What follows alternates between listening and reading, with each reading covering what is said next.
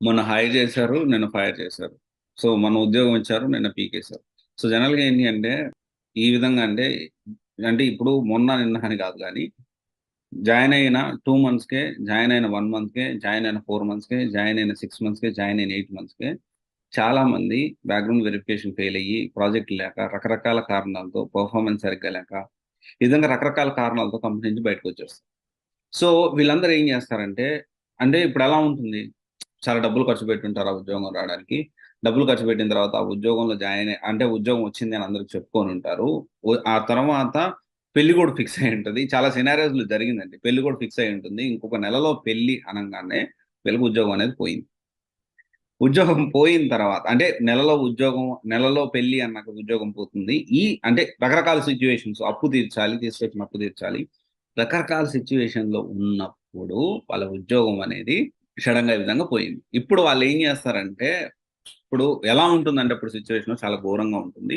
ఆ సిట్యుయేషన్ తట్టుకోలేక వాళ్ళు అంటే కోపంగా ఉన్నప్పుడు, బాధగా ఉన్నప్పుడు తీసుకునే డెసిషన్స్ అనేవి అవి ఎప్పుడూ రైట్ ఉంటాయని మాత్రం చెప్పలేము. కొంతమంది కోపంలో, బాధలో ఉన్నప్పుడు మాత్రం కరెక్ట్ డెసిషన్స్ తీసుకుంటారు. బట్ చాలా వరకైతే కరెక్ట్ డెసిషన్ తీసుకునే ఛాన్సెస్ అయితే ఉండవు. అయితే ఇక్కడేంటి అంటే, ఇక్కడ ఈ సినారియోలో చాలామంది మళ్ళీ మిస్టేక్ వెంటనే జరిగిపోతుంది. ఏం చేస్తారు? కొంతమంది డిప్రెషన్‌కెళ్ళిపోయి, అరే! ఏం చేయాలో అర్థం కాక 6 మంత్స్ దాకా టైమ్ వేస్ట్ చేస్తా ఉంటారు. ఈ 6 మంత్స్ టైమ్ వేస్ట్ చేసిన తర్వాత 6 మంత్స్ కూడా మళ్ళీ కెరియర్ గ్యాప్ అవుతుంది. ఇట్ విల్ బి చాలా complicated. It is going to be very complicated. ఇంకొంతమంది ఏం చేస్తారంటే, మళ్ళీ ఒక ఎంఎన్‌సిలో ఈ విధంగా జాయిన్ అయిన తర్వాత జాబ్ పోతుంది. మళ్ళీ వెంటనే కంపెనీలో ఇంకొక ఎంఎన్‌సిలో ట్రై చేస్తారు. ఎక్కువగా ఫేక్ పెట్టి, ఎక్స్‌పీరియన్స్ పెట్టి, ఎక్కువగా ఫేక్ ఎక్స్‌పీరియన్స్ పెట్టి ఎంఎన్‌సిలో అదే పనిగా ట్రై చేస్తా ఉన్నా గానీ, it is going to be very tough. మీ ప్రొఫైల్ బ్లాక్ లిస్ట్‌లో పడుతుంది. అండ్ నాస్కా వెబ్‌సైట్‌లో పడుతుంది. ఆ తర్వాత మీరు ఎప్పుడు ఎలిజిబిలిటీ కారు. అండ్ దీంతో పాటు ఈ విధంగా కంటిన్యూయస్‌గా చేస్తా ఒక 5, 6 కంపెనీలు మారడం. కొంతమంది జరిగింది సిట్యుయేషన్. ఏం చేస్తారంటే ఒక ఎక్స్‌పీరియన్స్ పెట్టారు. ఒక కంపెనీలో జాయిన్ అయ్యారు. అది ఫెయిల్ అయిందని చెప్పి మళ్ళీ ఇమ్మీడియేట్‌గా ఇంకొక ఎక్స్‌పీరియన్స్ పెట్టారు. ఇంకొక పీఎఫ్ క్రియేట్ చేసుకున్నారు. ఇంకో కంపెనీలో జాయిన్ అవ్వడానికి ప్రయత్నం చేశారు. మళ్ళీ అగైన్ ఇదే సీన్ అనేది రిపీట్ చేస్తా ఉంటారు. సో, ఇలాంటి వాళ్ళేంటి అంటే, ఈ విధంగా చేసుకుంటూ పోతే కెరియర్ అనేది కంప్లీట్‌గా స్మాష్ అవుతుంది. స్టార్టప్ కంపెనీలో కూడా మనకు ఉద్యోగం దొరకదు. ఒకవేళ ఎంఎన్‌సి కంపెనీలో ఏదైనా కారణం బ్యాక్‌గ్రౌండ్ వెరిఫికేషన్ ఫెయిల్ అవ్వని రకరకాల కారణాలతో అది ఫెయిల్ అయ్యింది. మీ జాబ్ పోయింది అంటే టెర్మినేట్ అయ్యారు అంటే 5 సంవత్సరాల వరకు ఎంఎన్‌సి సైడ్ వెళ్ళకపోవడమే కరెక్ట్. ఇంతకుముందులాగా ఎంఎన్‌సిలో ఏమి జాబ్ సెక్యూర్డ్ కాదు. ఎంఎన్‌సిలో ఏమి మీకు భారీగా ప్యాకేజీలు ఎంత ఫెసిలిటీస్ ఏమి లేవు. స్టార్టప్ కంపెనీలో ప్రయత్నం చేయండి. ఒక 5 ఇయర్స్ దాకా అయితే చేయొద్దు.